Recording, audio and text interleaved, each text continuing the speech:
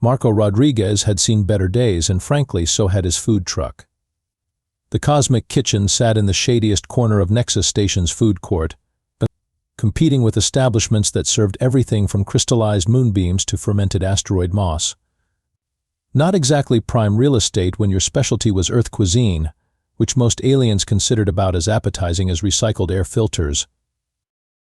"Another slow day in paradise," Marco muttered, wiping down his counter for the 15th time. At 32, he'd already failed at 3 restaurants on Earth before deciding that maybe aliens would appreciate good food. Turns out they didn't.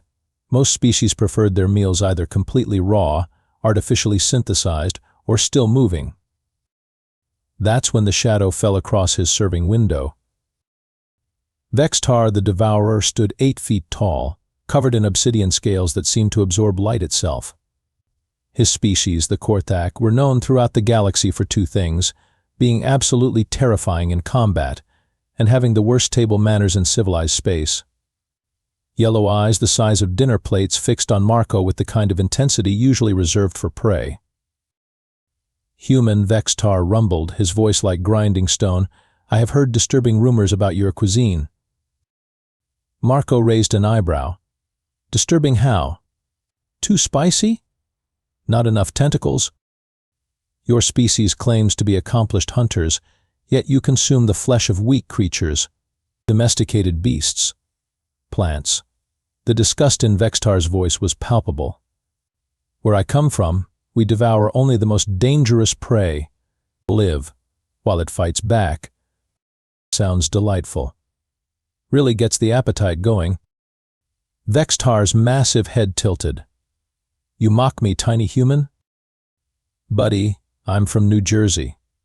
Mocking people is literally in my DNA. This seemed to confuse the alien predator, who clearly expected more cowering and less wisecracks. Vex'tar leaned closer, and Marco caught a whiff of what could only be described as sulfur mixed with bad decisions. "I challenge you to a contest of consumption, human. You will taste the food of true predators, and I will sample your pathetic prey meat. We shall see who proves superior." Marco looked around his empty food truck, then back at the 8-foot killing machine, proposing what was essentially a very dangerous episode of competitive eating. "You know what? Sure. Why not? It's not like I have anything better to do. But I've got one condition." "Name it." "When I win this little taste off, you pay for your meal like everyone else. None of this intimidating the vendor nonsense." Vex'tar's laugh sounded like breaking glass. "When you lose, human, I will ensure the entire station knows that your species creates food fit only for scavengers." "Deal." Marco extended his hand. Vex'tar stared at it like it might explode. "It's called a handshake. Very human tradition." The alien warrior engulfed Marco's entire hand in one massive claw. "Tomorrow, human. Prepare to be devoured by shame." As Vex'tar stalked away, Marco wondered if his life insurance covered death by alien food poisoning. The next day brought what could generously be called a crowd. Word had spread through the station's gossip network faster than a hull breach, and now half the food court was gathered around Marco's truck. Apparently, watching a human potentially die from exotic alien cuisine was considered quality entertainment. Vex'tar arrived carrying what looked like a containment unit used for hazardous materials. The kind with warning labels in 17 different languages. "Behold," he announced, opening the container with ceremonial reverence, "the screaming plasma worms of Korthak Prime. They burrow through solid rock, breathe fire, and their venom can dissolve titanium. My people hunt them with nothing but our claws and teeth." Inside the container, 3 fluorescent purple worms writhed in apparent agony, occasionally emitting sounds that could only be described as the universe's worst death metal band. They were about the size of Subway sandwiches, if Subway sandwiches could melt through steel plating. "They must be consumed alive," Vex'tar continued, "while their neurotoxins are at peak potency. This separates true predators from mere scavengers." Marco stared at the writhing nightmare fuel. "Right. And I'm guessing there's no ranch dressing in known space that goes with these? What is ranch dressing? Never mind. It's probably better that you don't know. Pip, Marco's assistant, poked his blue head out from the truck's interior. Pip belonged to a species called the Nirvani, whose defining characteristic was being anxious about literally everything. He'd been hired mainly because he was the only alien desperate enough to work for human wages. Marco, Pip whispered urgently, his 3 eyes blinking independently, this is a terrible idea. Those worms are classified as a Class 7 biohazard. The station's insurance doesn't cover death by exotic cuisine. Relax, Pip. I've eaten gas station sushi. I'll be fine. Nay. Gas station sushi doesn't scream when you bite it. You've clearly never been to the right gas stations. Vex'tar selected the largest worm, which immediately began shrieking at a frequency that made nearby windows vibrate. Without ceremony, he bit it in half. The remaining portion continued screaming even louder, spraying bioluminescent fluid across the gathered crowd. Your turn, human, Vex'tar said, fluorescent gore dripping from his fangs. Marco looked at the remaining worms, then at the expectant crowd, then at Pip, who was making frantic throat-slitting gestures. Actually, Marco said, walking back into his truck, I think you should try my food first. You know, save the best for last. No. Coward, someone in the crowd muttered. Practical, Marco corrected, firing up his grill. Because what I'm about to make is going to change your entire perspective on what food can be. He pulled out ingredients that most aliens had never seen, corn tortillas, 3 different types of cheese, slow-cooked beef that had been marinating for 12 hours, and his secret weapon, his grandmother's spice blend, enhanced with a few additions he'd picked up from various alien spice traders. What is this tiny flat bread? Vex'tar asked suspiciously. That, my carnivorous friend, is about to become your new obsession. As Marco began assembling the enchiladas, the aroma filled the air. Several aliens in the crowd stopped their chatter, nostrils twitching. Even Pip, who survived primarily on nutrient paste, looked intrigued. You see, Marco continued, laying the filled tortillas in a baking dish, humans didn't become apex predators through brute force. We got there through chemistry, patience, and the revolutionary concept that food should actually taste good. He covered the enchiladas with sauce and cheese, sliding them into his compact fusion oven. Your species hunts the most dangerous prey in the galaxy. Very impressive. But can you make it taste like something other than regret and sulfur? Vex'tar's eyes narrowed. You dare suggest that the sacred traditions of the hunt are inferior to your processing? I'm suggesting that there's more than one way to be a predator, big guy. The timer on Marco's oven chimed with the cheerful beep of impending doom, or triumph. At this point, it was hard to tell the difference. Marco pulled out the enchiladas, the cheese bubbling perfectly golden, the sauce rich and aromatic. The smell hit the crowd like a pleasant assault, causing a collective intake of breath from species that didn't even breathe oxygen. This is your ultimate predator food? Vex'tar asked, clearly unimpressed. It appears to be deceased. Dead and loving it, Marco confirmed, cutting a generous portion and sliding it across the counter. Fair warning, though, this might be a little intense for someone used to eating their food while it's still trying to escape. Vex'tar picked up the fork Marco offered, holding it like it might be a tiny weapon. Korthak do not use tools to consume prey. Your loss. More civilized that way. The massive alien set down the fork and instead picked up the entire portion with his claws, examining it from multiple angles. The crowd pressed closer, even the other food vendors abandoning their stalls to witness this moment of interspecies culinary diplomacy. It smells complex, Vex'tar admitted reluctantly. That's the first stage of addiction talking. Vex'tar opened his massive jaw and took a bite. The reaction was immediate and catastrophic. The 8-foot killing machine froze completely, his yellow eyes going wide with what could only be described as existential shock. A low rumble started deep in his chest, building into something that sounded suspiciously like a whimper. "Vex'tar," someone in the crowd called out. "You okay there, buddy?" The mighty predator's response was to take another bite, larger this time. Then another. His breathing became rapid and shallow. Bioluminescent tears, actual tears, began streaming down his scaled cheeks. "What have you done to me, human?" Vex'tar's voice cracked with emotion. "I gave you an enchilada. You're welcome." This is Vex'tar struggled for words in what was apparently his first experience with flavor complexity beyond still moving and recently deceased. "Comfort food," Marco supplied helpfully. "It tastes like victory, but also like home. Like the hunt, but also like safety. How is this possible?" Pip leaned over to Marco. "I think you broke him." "Nonsense. I fixed him. Look how happy he is." Vex'tar was indeed crying harder now, but he was also consuming the enchilada with the desperate intensity of someone who'd discovered fire. Sauce covered his claws, cheese stretched between his fangs, and his tail was wagging like an enormous, scaly dog. "The layers," Vex'tar sobbed. "There are so many layers of flavor. The meat is tender, but the spices are fierce. The cheese brings harmony, but the sauce brings fire. It's like experiencing every emotion simultaneously."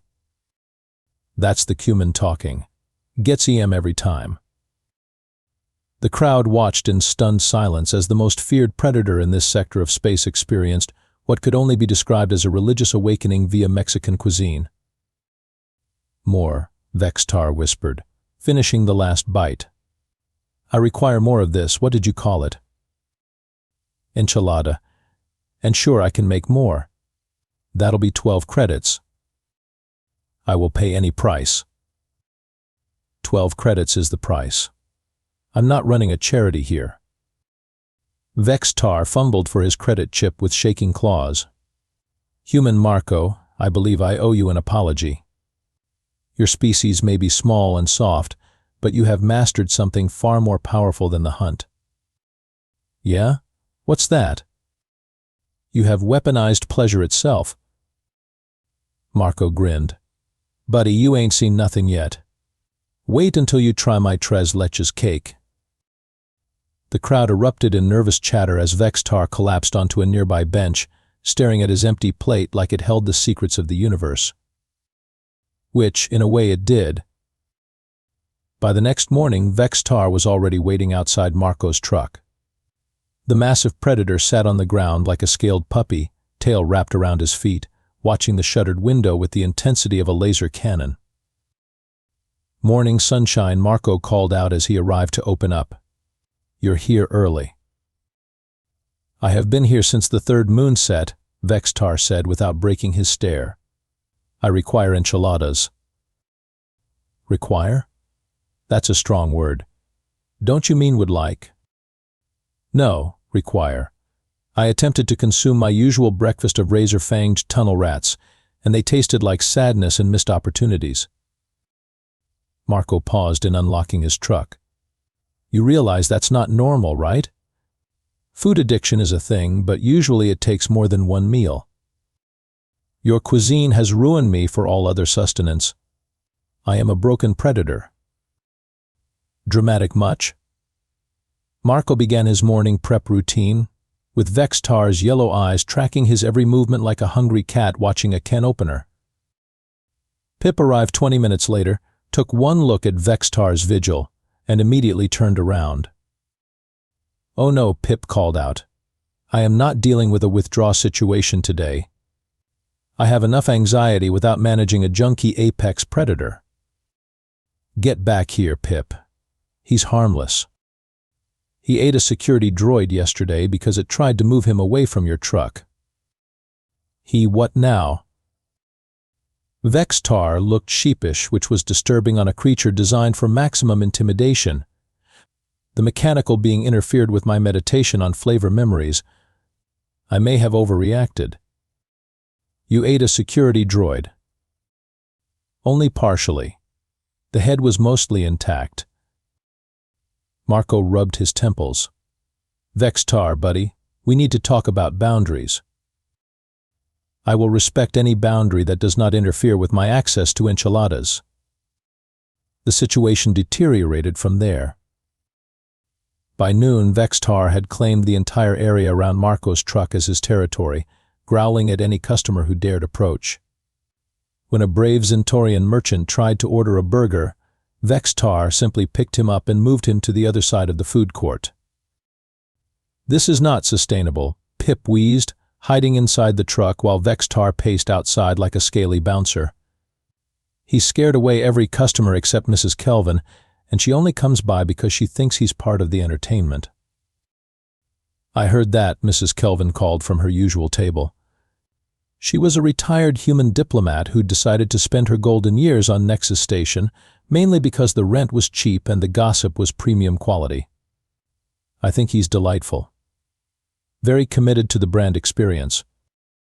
Marco watched through the window as Vex'tar intercepted another potential customer, this time by simply standing in their path and breathing heavily until they retreated. Vex'tar, Marco called out.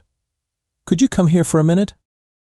The alien predator immediately trotted over, tail wagging hopefully. Is it time for second lunch? We need to discuss your enthusiasm.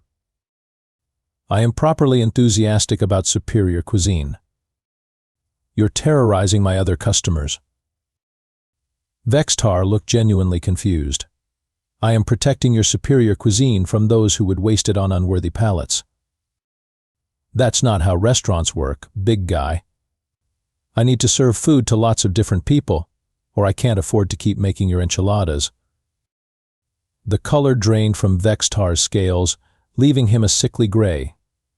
You would stop making enchiladas? If I don't have customers, I don't have money. No money, no ingredients. No ingredients, no enchiladas. No. Vex'tar sat down heavily, the ground shaking slightly. This is a crisis of unprecedented proportions. It's really not. You just need to learn to share. Sharing is not a predator trait. Neither is crying over Mexican food, but here we are. Vex'tar considered this with the seriousness of a philosopher contemplating the nature of existence, which, in a way, he was. What must I do to ensure the continued production of enchiladas? Step 1. Stop eating security droids. Step 2. Let other people order food. Step 3. Maybe consider that there might be other dishes worth trying. Other dishes? The concept seemed to physically pain him. I make a killer cheeseburger. Vex'tar's eyes widened in horror. You wish to replace my perfect enchiladas with inferior sustenance? I want to expand your horizons before you end up in therapy. What is therapy? Marco sighed. Never mind. Let's just focus on the not scaring customers part. The intervention came 3 days later in the form of a dozen heavily armed Korthak warriors and Station Commander Halifax, a patient woman who'd clearly reached the end of her rope. Mr. Rodriguez, Commander Halifax began, her voice carrying the weary tone of someone who'd dealt with too many interspecies incidents. We need to discuss your customer. Vex'tar, who had constructed what could generously be called a nest out of food court furniture surrounding Marco's truck, looked up from his third breakfast of enchiladas. I am not causing problems, he declared.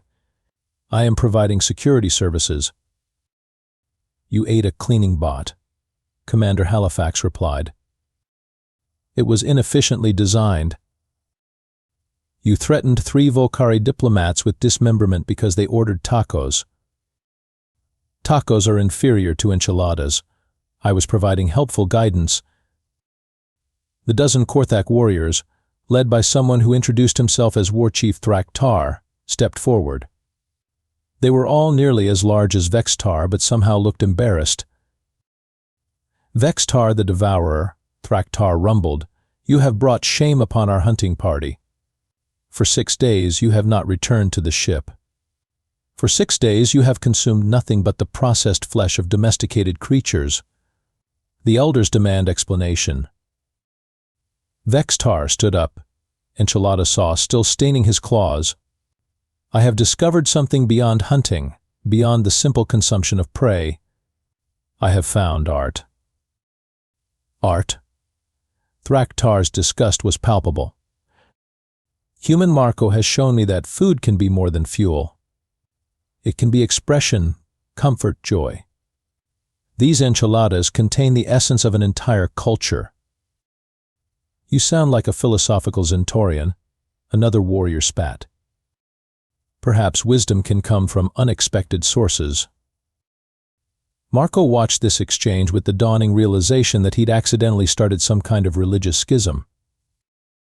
Look, he interrupted, maybe we can find a compromise here. Vex'tar, you need to understand that healthy relationships with food involve variety and moderation. I reject your human concepts of moderation. And you guys, Marco turned to the war party, need to understand that Vex'tar isn't broken. He's just discovered something new. That's not shameful, it's growth. Commander Halifax stepped between the two groups. What I understand is that this situation is disrupting station operations. Mr. Rodriguez, your customer has scared away half the food court vendors and created what can only be described as a fortress of furniture. It's not a fortress, Vex'tar protested. It's a dining area with strategic sight lines. You have motion sensors and defensive positions. Safety is important when protecting superior cuisine. Pip poked his head out of the truck. I have a suggestion. What if we make Vex'tar an official employee? He wants to protect the food, we need security. He gets legitimate access to enchiladas, we get the most intimidating bouncer in the galaxy. Everyone stared at Pip, who immediately began regretting speaking up. That's actually not a terrible idea, Commander Halifax admitted. I accept this position, Vex'tar declared immediately. What are my duties? Don't eat the customers, Marco said. That's really the main requirement. I can commit to not eating customers who show proper appreciation for your cuisine. That's not quite what I meant, but it's a start. Vex'tar looked at his fellow warriors, then back at Vex'tar. If you insist on this path, you cannot return to the hunting parties. You have chosen a different kind of life. I have chosen the path of the enchilada guardian, Vex'tar replied solemnly. That's not a real thing, Marco said. But it is now. Go. Commander Halifax rubbed her temples. Fine. Mr. Rodriguez, you're responsible for his behavior. Any more incidents and you're both banned from the station. Understood. Vex'tar, you're officially hired. Congratulations, you're now in customer service. What does customer service entail? Mainly smiling and not eating people. Vex'tar attempted a smile, revealing rows of razor-sharp teeth. Several of the warriors took involuntary steps backward.